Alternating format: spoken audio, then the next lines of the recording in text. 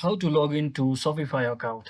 So hello guys, welcome back to my YouTube channel. In this quick tutorial, I'll be showing you how you can easily log into your Shopify account. So first, just head over to any of your browser and simply search in for Shopify.com and just click on this first link, which is the official link of Shopify.com. So to log into your account, you can simply tap on this login button over here. And if you haven't already created an account, you can simply tap on that start for free button over here as well. Or you can also click on this get started since you are new to Shopify. So in this case, I assume that you already have an account. So you just have to enter your Gmail address, email address over here and simply click on continue with email. And just enter your first name and last, as well as your last name and your password.